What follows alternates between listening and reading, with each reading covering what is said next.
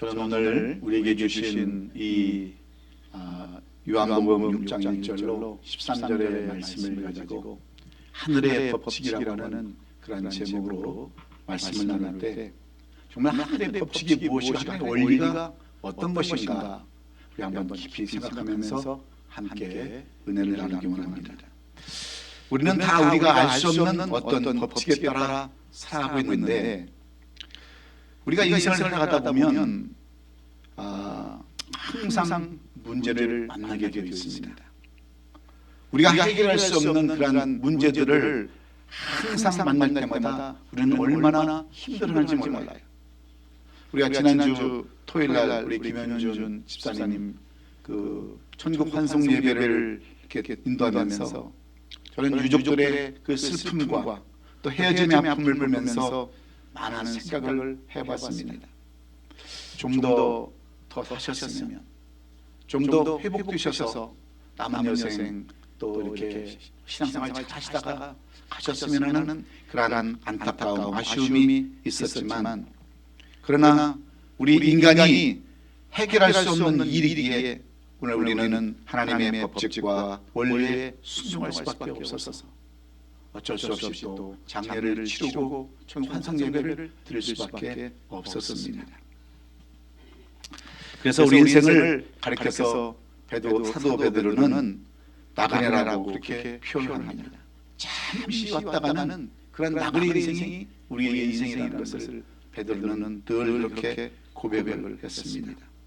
본향을 향하는 나그네로 이 땅에 사는 동안 우리는 불가능이라는 높은 산을 만나기도 합니다.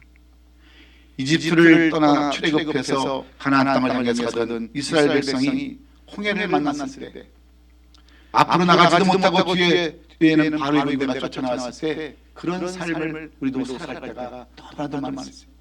진퇴양난의 삶을 살아갈 때가 참으로 많이 있다고 하는 거 아닙니까? 때로는 경제적으로, 때로는 물질적으로, 인간관계로, 질병으로, 또 사회 문제로 수없이 우리는 많은 문제들을 안고 살아가는 나그네 인생들입니다.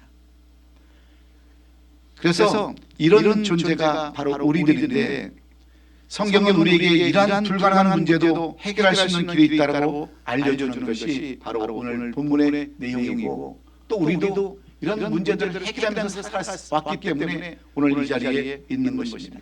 우리가 문제 가운데만 계속 살았다고 한다면 우리는 그 문제 속에서 이미 질식해서 다 죽었을 거예요.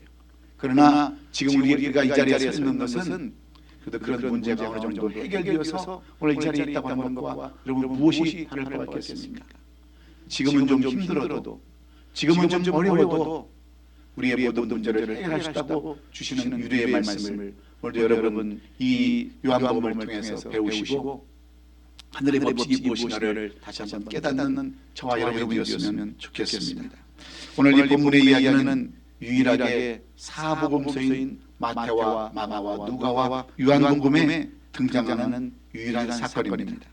기적 사건으로는 유일하게 이 사복음서에 다 기록되어 있고 그 내용을 보면 대개는 불가능을 가능으로 만든 기적을 대표적으로 하고 있는 그런 본문인데 이 500의 기적은 불가능을 가능으로 바꾼 그런 핵심의 내용이 아닙니다. 물론 다른 성경에서는 이 마태나 마가나 누가복음에서는 정말 기적의 사건을 이야기하고 있지만 주님의 제자인 사도 요한은 우리에게 또 다른 내용으로 오늘 이 오병의 사건을 우리에게 보여주시려고 하시는 거예요. 그저 불가능한 것을 가능하로 만드는 것만뿐만 아니라 그 속에 깊이 감춰져 있는 깊은 내역을 우리에게 교훈해 주기를 원하는 것입니다. 예수님은 아무것도 없는 데서 음식을 만들어서 얼마든지 제공할 수 있는 분이에요. 예수님께서 제자들을 데리시고 갈릴리 바다를 이렇게 지나시면서 많은 말씀과 이적을 베풀었을 때 수많은 사람들이 이 예수님을 따라다닙니다. 오늘도 어떤 기적을 보여주실까? 오늘은 어떤 이적을 보여주실까? 오늘은 어떤 병을 고치실까? 그러면서 예수님을 수없이 따라다닐 때 어느덧 벳세다라고 하는 그 광야에 이르게 되었고 날이 저물게 되었습니다. 아무것도 구할 수 없는 그러한 광야, 오늘날 같으면 사막과 같은 이 광야에 먹을 것이 없는 그 광야에서 제자들에게 주님은 말씀을 하시는 거예요. 오늘 저녁을 지금 이 사람들이 사흘을 굶었는데 어떻게 이 사람들을 먹일 수 있느냐 하는 것이 이 오병이의 기적 사건 아닙니까? 그래서 빌립에게 물어봅니다. 이 사람들을 무엇으로 먹일 수 있느냐 물어보자 빌립이, 그 머리 좋은 빌립이, 그 베세다 지역의 출신인, 그 디베리아 출신인 이 빌립에게 어디 가서 좀 사올 거 있으면 사와보고 구할 거 있으면 좀 구해봐라. 그러니까 빌립이 여러분 뭐라고 합니까? 이전에 가서 뭘 어떻게 구할 수 있겠습니까? 이 사막에서 뭘 구할 수 있겠습니까? 200데나리라는 돈이 있어도 이 사람들 다 먹일 수 없습니다 하는 것이 여러분 빌립이 하는 대답이었어요. 인간으로서는 도저히 이 문제를 해결할 수 없다라고 하는 것이 오늘 이 본문이 우리에게 보여주기를 원하는 그러한 동기부여예요. 문제제기입니다. 그럴 때 예수님은 이 빌립을 시험하지 않습니까? 여러분 200데나리온은 오늘날로 따지면 한 8개월치의 월급에 해당하는 돈이에요. 여러분 하루에 우리가 보통 한 달에 4,000불을 번다고 그러면 4,8은 30, 32,000불을 가지고도 32,000불을 가지고도 그 음식을 다 못 먹인다고 하는 내용이 오늘 빌립이 고백하는 내용입니다. 그러니까 저는 우리는 전혀 할 수 없습니다.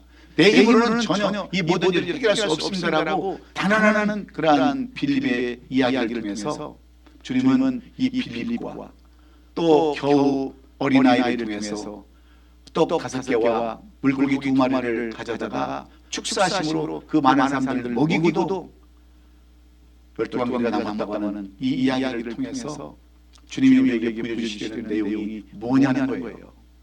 그냥 주님은 모든 걸 다 할 수 있다고 하는 그러한 기적의 내용 사건으로 이 말씀이 끝나는 겁니까? 절대 그렇지 않습니다. 다른 사람들과는 달리 이 사도 요한, 주님이 가장 사랑했던 이 사도 요한은 이 말씀 속에서, 이 기적의 사건 속에서 우리에게 보내주시려고 하는 그러한 귀한 진리가 있습니다. 오늘 본문 1절 2절에 그 후에 예수께서 디베랴 갈릴리 바다 건너편으로 건너가심에 큰 무리가 따르니 이는 병자들이 행하시는 표적을 보았습니다. 많은 사람들이 예수님이 행하셨던 그 기적과 그 표적을 보면서 예수님을 끝까지 쫓아다닌다는 거예요. 오늘날로 얘기하면 스토커처럼 따라다닌다는 거예요. 오늘은 뭘 얻어볼 수 있을까? 오늘은 무슨 기적을 볼 수 있을까? 쫓아다녔을 때 이렇게 많은 사람들과 핵심적인 사역을 갈릴리에서 하신 것은 요한복음에서 유일합니다. 마가복음 6장 7절 30절의 말씀에 보면요 이렇게 나와 있어요. 12절에 들어서 둘씩 보내며 더러운 귀신을 제하고 권능을 주시고 명화시대 여행을 위하여 지팡이나 양식이나 배낭이나 전대에 돈이나 아무것도 하지 말며 신만 신고 두 그릇도 잊지 말라 하시고 또 이르시되 너는 어디든지 누구 집에 가든지 그곳을 떠나기까지 거기 유하라. 그러니까 예수님이 2명씩 짝을 지어서 전도를 다 하신 다음에 그들을 불러서 또 이 디베리아 지역으로 인도하셨을 때 이런 사건을 주님은 만드시고 그 제자들에게 주시는 교훈의 내용이에요. 이 내용이. 그러면 이 내용 속에서 우리가 무엇을 알 수 있습니까? 이러한 시간적 배경이 바로 6월절에 일어난 오병이의 사건인데 우리를 여기서 예수님은 우리로 하여금 자신을 제물로 주셨다고 하는 그것을 상징적으로 보여주려고 오늘 이 말씀을 우리에게 주신 것입니다. 뭐냐면 이 6장의 대부분 내용은 생명의 떡이다 하는 그러한 즉 우리를 위해서 제물로 주님이 바치셨다고 하는 내용을 우리에게 말씀해 주시기 위해서 이것을 지금 말씀하고 있는 거예요. 그저 그냥 물고기 2마리와 떡 5개로 5,000명을 먹이고도 남았다고 하는데 여러분 포커스가 있는 것이 아니라 내가 바로 그 생명의 떡의 주이시다는 것을 주님이 말씀해 주시기 원하는 것을 이 사도 요한은 우리에게 전하기를 원하는 겁니다. 그래서 이 오병이의 표적이 정말 우리에게 주시기를 원하시는 하늘의 법칙과 하늘의 원리는 여러분 무엇이냐는 거예요.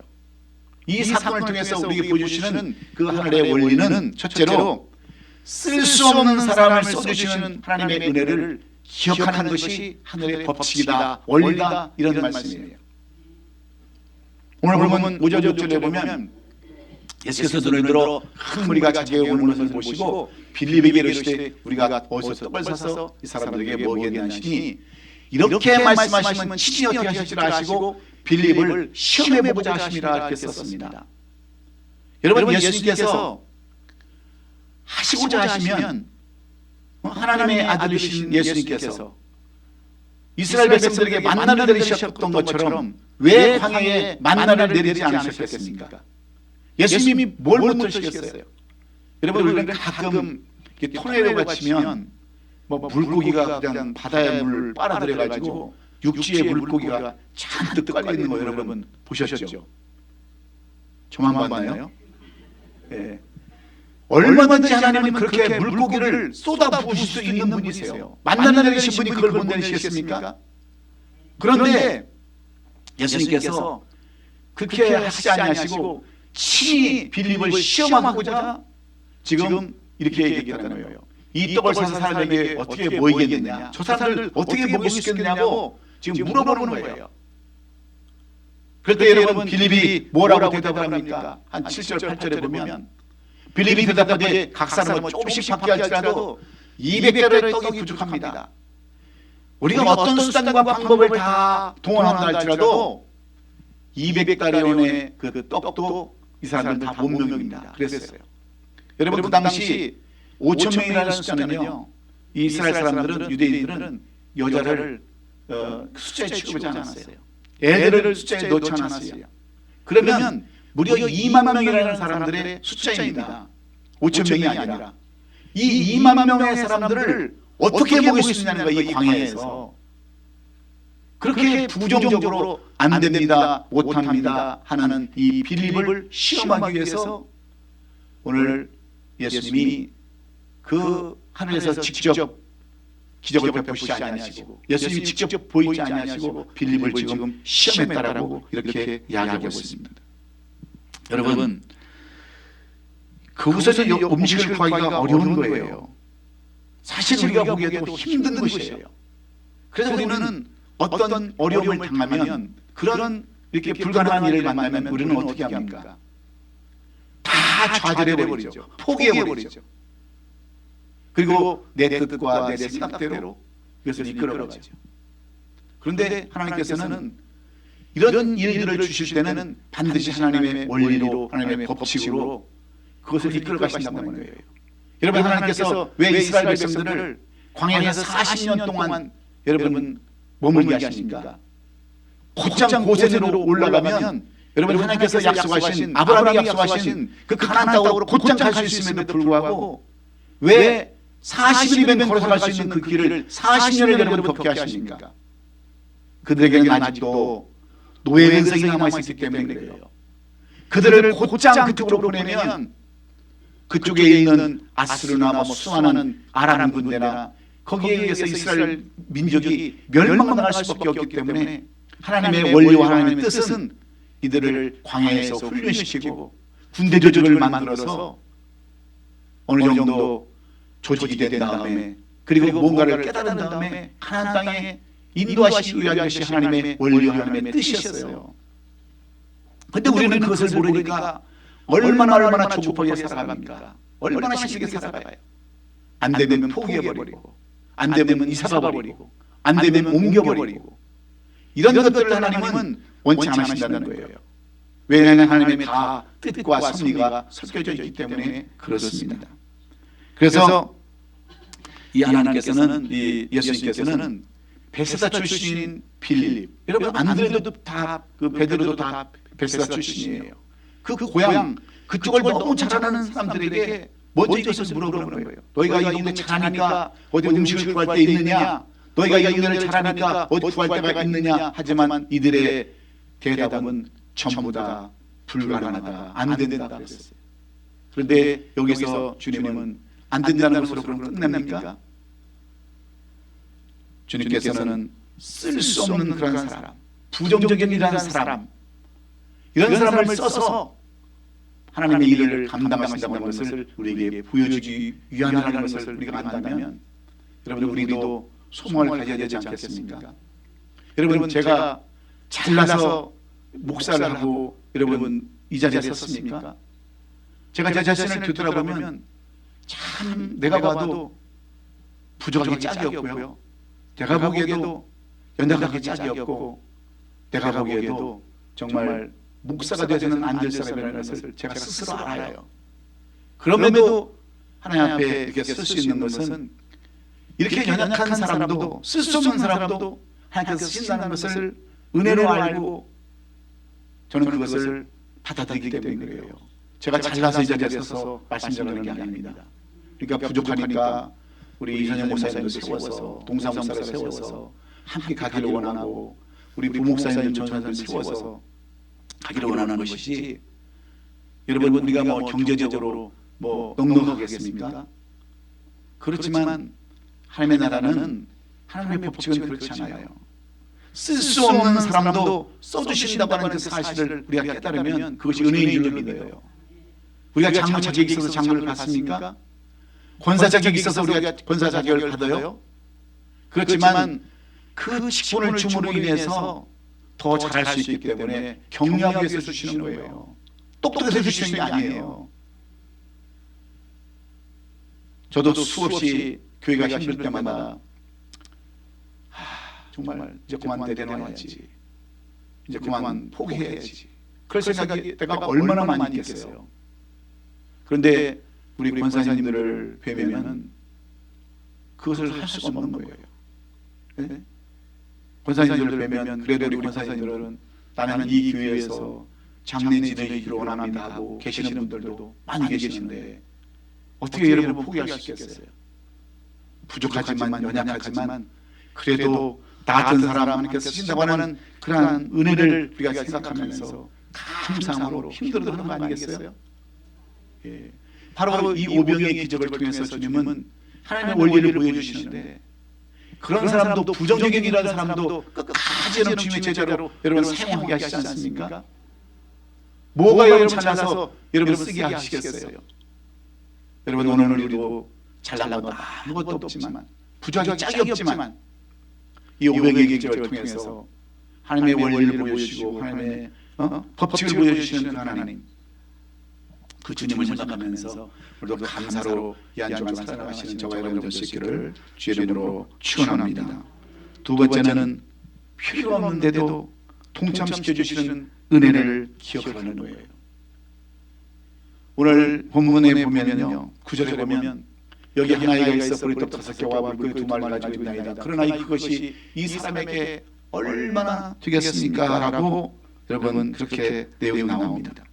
모든 사람들이 먹을 것이 없어서 굶주릴 때 한 아이의 그 보리떡 5개와 물고기 2마리를 갖고 안드레가 그 아이를 직접 예수님 앞으로 데리고 나옵니다. 다른 데서는 떡이라고 나오는데 요한복음에서는 보리떡으로 나오죠.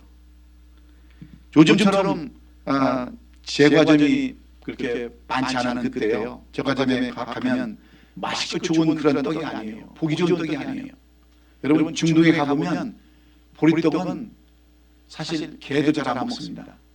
여러분 지금은 뭐 우리가 영양가가 있다고 해서 일부러 찾아 먹지만 보리떡 좋아하는 사람이 어디 있습니까? 나는 지금도 보면 저는 보리밥을 절대 안 먹습니다. 그래서 물어보니까 그냥 어렸을 적에 하도 보리밥만 줘가지고 나는 보리밥 절대 안 먹습니다. 그런데 요즘에 와서 영양식이라고 하니까 뭐 고혈압도 없어지고 뭐 당뇨도 없어. 그래서 보리떡을 찾는데 옛날에 보리떡은 형편없었어요. 맛도 없었습니다. 시커멓고요. 그런 정도였는데 거기다가 또 애가 가지고 있었던 보리떡이래요. 애가 가지고 있었으면 코 묻은 떡 아니겠어요? 예? 그리고 가지고 있으면 그걸 뭐 얼마나 크겠어요 보리떡이. 그 조금 있는 거. 제가 볼 때 생선 2마리라고 그랬는데 저는 생선이 무슨 뭐 다랑어나 방어나 그렇게 큰 게 아니라 제가 볼 때는 겨우 멸치 그거 같아요. 멸치. 예? 좀 더 크면 노가리. 여러분 멸치 그 제가 어떤 분하고 얘기를 하는데 명태예요. 명태. 이걸 내 설계에 원고도 없는 건데 명태 얘기가 몇 가지인 줄 아세요? 명태? 예? 명태 이름이 지금 설교 시간에 그 얘기 해야 되겠어요 지금? 물에 있을 때 잡으면 명태래요. 그걸 잡아서 얼리면 동태. 예? 그래서 말리면 또 황태. 하여튼 그렇게 해가지고 10가지가 넘어요. 10가지가. 그러니까 또 노가리 또 명태 새끼는 또 노가리라고 그러더라고요. 하여튼 이름이 수특하게 그렇게 많은데 이 애가 갖고 있는 그 생선 2마리가 얼마나 크겠어요. 그것을 가지고 예수님 그걸 없애도 충분히 기적과 이들을 나타낼 수 있는데도 불구하고 이것은 지금 가장 작다, 가장 빈약하다는 것을 지금 보여주시려는 거예요. 그 빈약한 걸 가지고 여러분 없는 것을 가지고 그냥 하늘에서 쏟아붓는 게 여러분 더 기적 같겠습니까? 아니면 본 것을 가지고 베푸는 게 여러분 또 은혜스럽겠어요? 한번 생각해 보세요. 아무것도 없는 것에서 쏟아지는 그 기적과 그리고 작은 것 가지고 이렇게 보여주는 거 어떤 것이 더 은혜스러울까요? 예? 이게 뭘 물어보면 대답을 해야 되는데 대답을 안 하면 말이 말 같지 않거나 질문 질문 같지 않거나 그러는데 질문이 질문 같지 않습니까? 예? 예? 작은 데서는 그게 더 은혜스러워요? 하여튼 그렇대요. 그런데 여기서 가장 은혜되는 말씀이 뭔 말씀이냐면 이 작은 것을 가지고요 은혜를 베풀어 축사하신 이후에 그 많은 사람들이 정말 배부르게 먹었다는 거예요. 배부르게. 그래서 남았다는 것을 얘기했잖아요. 남았다는 거. 12광주리가 여러분 배고픈 사람들 한번 생각해 보세요. 저도 배고프면 못 참아요. 그냥 마구잡이로 먹는데 그렇다고 많이 먹는 건 절대 아니에요. 정량을 먹어도 남들 10분에 먹을 걸 저는 2분, 3분이면 다 먹어버려요. 예. 그런데 먹고도 배가 불러서 남았다 그러면 얼마나 여러분 큰 기적이겠어요. 한번 생각해 보세요. 예? 지금까지 허기져가지고 그냥 눈치나 보고 언제 뭐가 떨어질까 마치 제일 불쌍한 사람이 여러분 어떤 사람인 줄 아세요? 배고파서 남 먹는 거 쳐다보는 사람이 제일 불쌍하다는데 한번 생각해 보세요. 그렇게 그냥 마구잡이로 먹고 12광주리가 남았대. 12광주리가. 그러면 그 12광주리는 여러분 쳐다보기 싫을 거예요. 저 어제 우리 거기 장례 예배 끝나고 오랜만에 고기를 그냥 배 터지게 먹었대요 어저께. 그런데 저녁을 먹겠습니까? 사람이 많이 포만감이 가지면 더 이상 먹기 싫은 거예요. 여러분 그게 은혜 아니에요? 그렇게 배고팠던 것을 보면서 더 이상 이제는 보기 싫을 정도로 광주리가 남아있다고 한다면 그게 얼마나 큰 은혜겠어요. 그런데 그런 자리에 필요 없는데도 우리를 거기에 동참시켜서 그 기적을 보게 했다고 하는 것이 하나님의 은혜요, 하나님의 섭리요, 하나님의 법칙인 줄 믿습니다. 그러니 얼마나 은혜가 넘쳐났겠어요. 여러분 우리도 그런 은혜에 동참하는 저와 여러분들 교회를 간절히 소원합니다. 그것은 동참하는 데 있어요. 비록 교회가 아직 힘이 없고 연약하고 많은 어려움이 있지만 여러분 다 힘을 합칠 때 모든 일이 일어나는 겁니다. 동참하는 거예요. 그래서 동참의 은혜는 배 터지게 먹었다고 하는 것이 오늘 이 본문이 이야기하는 하나님의 뜻이에요. 동참하는 사람에게 이런 은혜를 베풀어 주겠다고 하는 것이 오늘 사도 요한이 이 말씀을 통해서 우리에게 보여주시는 교훈인 줄로 믿습니다. 여러분 하늘의 상급은요 다 나눠 갖게 돼 있어요. 예? 하늘의 상급은 여러분 내가 만약에 선교를 많이 하고 교회를 부흥시키고 해서 하면 그 상급을 여러분 누가 갖는 줄 아세요? 여러분과 다 함께 나눠받는다고 하는 것이 오늘 이 오병의 기적을 통해서 우리에게 보여주시는 교훈인 줄로 믿습니다. 그래서 우리가 십시일반하고 함께 마음을 합해서 동참하는 이런 우리가 마음을 가질 때 하나님께서 그런 사람을 통해서 정말 배 터지게 그 남는 축복을 주신다고 하는 것이 오늘 500회를 통해서 우리에게 주시는 교훈인 줄 알고, 여러분 모두가 다 필요 없는데도 동참시켜주는 은혜에 여러분 다 참가하시는 저와 여러분 될 수 있기를 주의 이름으로 축원합니다. 이제 마지막으로 한 가지는 더, 하나님의 원리는 어디에 있느냐, 하나님의 법칙은 누가 내 삶의 진짜 주인인가를 알라는 거예요. 누가 정말 우리의 주인인가를 이 500일의 기적을 통해서 알라는 겁니다. 여러분 우리는 보통 어떻게 생각을 합니까?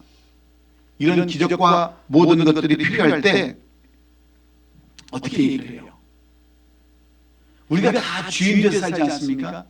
오늘 보면 14절 15절에 보면 이렇게 기록되어 있어요. 그 사람들이 예수께서 행하신 이 기적을 보고 알아되 이는 참으로 세상에 오실 그 선지자라 하더라. 그러므로 예수께서 그들이 와서 자기를 억지로 붙들어 임금으로 산을 가시고 다시 혼자 산으로 떠나가셨더라고. 이 사건 이후에 예수님의 행적을 이렇게 요한은 적어놨습니다. 여러분 이게 무슨 말씀이냐면 이런 말씀이에요. 여기 나오는 세상에 오실 그 선지자는 바로 신명기 18장 15절로 18절에 나오는 그 사건에 나오는 선지자를 이야기하는 겁니다. 내 하나님 여호와께서 너희 가운데 내 형제 중에서 너를 위하여 나 같은 선지자를 일으키시니 너는 그의 말을 들을지니라 했던 그 선지자. 이것은 모세의 고별 설교인 신명기에서도 모세는 이스라엘 백성들에게 하나님이 내 형제 중에서 나 같은 선지자를 세우실 것이라고 했던 그러한 바로 선지자, 오늘날 예수님을 의미하는 겁니다. 결국 모세가 예언한 나 같은 선지자가 여러분 누구입니까? 바로 예수님을 의미하는 거예요. 그래서 사람들은 예수님이 우리를 위해 죽으러 이 땅에 오신 것을 모르고 세상의 관점으로 다 그것을 바라봅니다. 그래서 예수님께서 이런 기적을 행하고 벳세다 광야의 기적을 행할 때 예수님은 어떻게 해요? 예수님을 이용하려고 하는 거예요. 세상 임금으로 삼아서 지금 우리가 고통당하는 이 어려움, 지금 나라가 독립하지 못해서 속해 있는 그러한 어려움을 이 예수님을 통해서 해결해 보려고 하는 그러한 인간적인 생각이 깊이 자리를 잡고 있었다고 하는 거예요. 그래서 예수님께서 억지로 붙들어 임금을 삼으려 하시고 혼자 산으로 떠나가셨다 이렇게 말씀을 하는 겁니다. 왜요? 주인이 누구인지를 모르기 때문에, 우리의 삶의 주인이 누구인지를 모르기 때문에 그렇습니다. 그래서 우리는 아라비안 나이트에 나오는 알라딘의 요술램프에 여러분 누가 나와요? 예? 진이라고 나오잖아요. 진이. 그러면 거기 요술램프의 주인은 누구예요? 주인은? 예? 주인은 나예요, 나. 근데 그 일을 뭐 주인이 뭘 도와주시겠습니까? 하면 뭘 도와줘라. 그러면 그 일을 하는 사람은 누구예요? 요정 아니에요, 요정. 예? 그 요정이 그 모든 일을 다 감당을 하는데 우리는 그걸 착각하고 살아요. 내가 요정인 것처럼. 그렇게 착각하고 산단 말이에요. 그래서 우리는 늘 이렇게 또 고백도 하죠. 하나님 앞에 때로는 주님, 내가 이것만 잘 풀리면 내가 땅 팔아서 다 바치겠습니다. 내가 자녀들만 잘 되게 하면 제가 주님 앞에 이제 헌신하겠습니다. 이 문제만 풀어주시면, 이 길만 뚫어주시면 내가 헌신하겠습니다. 그렇게 했다고 그렇게 결정하다가도 안 되면 다 언제 그랬느냐고 다 자기가 주인 되어서 살아요. 그런데 오늘 이 오병이의 기적을 통해서 우리에게 주인의식을 분명히 하라고 말씀하고 있습니다. 여러분 이 지금 현재 그 기적을 이루시는 이는 누구십니까? 우리 주님이세요. 근데 우리가 이 주님이 주님의 주인이 되어서 우리가 주인 행세를 하는 거예요. 주인 행세를 하는 거예요. 그러니까 주님께서 그들이 자기를 와서 억지로 붙들어 임금으로 산을 줄 아시고 그들과 산으로 떠나갔다. 그들과 다시 접촉을 안 했다. 이렇게 말씀하시는 겁니다. 이것을 주님이 싫어하시기 때문에 그래요. 여러분 모든 주권은 다 주님에게 있어요. 그런데 우리가 그것을 이용하고 그것을 잘못 생활하고 하니까 문제가 생기는 거 아니겠어요? 오늘 여러분들은 누구를 주인으로 삼고 계십니까? 누구를 여러분 주인으로 지금 믿고 이 세상을 살아가세요? 여러분, 주님만이 우리의 주인이 되어주신다고 한다면 무슨 걱정이 있겠어요? 여러분, 종이 걱정하는 거 봤어요? 여러분, 사업 많이 해보시죠.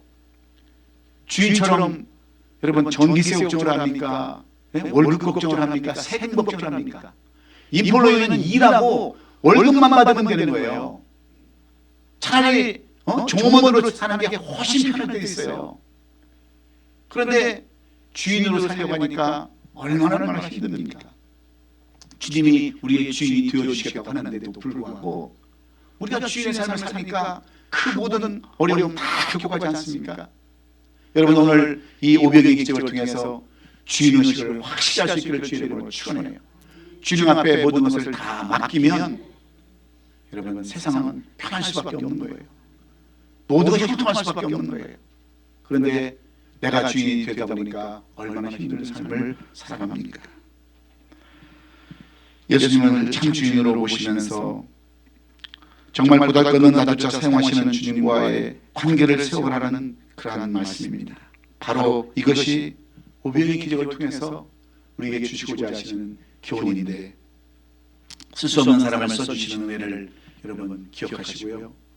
필요 없는데도 동참시켜주는 그 동참의 은혜를 기억하시고, 내가 누구의 삶에 정말 진짜의 주인인가를 아는 것, 이것이 하나님의 뜻임을 여러분 기억하시면서 이 한 주간도 다 정말 기도하면서 말씀 붙잡고 그렇게 살아가시면 하나님께서 형통한 길, 아름다운 길로 인도해 줄 줄로 믿습니다. 그저 그냥 잘 먹고 잘 살았다, 없는 것 가지고 큰 일을 이뤘다 하는 그러한 다른 복음서를 보다도 이 사도 요한이 좀 심도 깊게 이 오병이의 기적을 통해서 하나님의 원칙이 무엇이고 원리가 무엇인가를 말씀해 주는 내용을 통해서 여러분 이 한 주간도 그렇게 사도 요한처럼 살아가는 저와 여러분 될 수 있기를 예수 그리스도의 이름으로 축원합니다.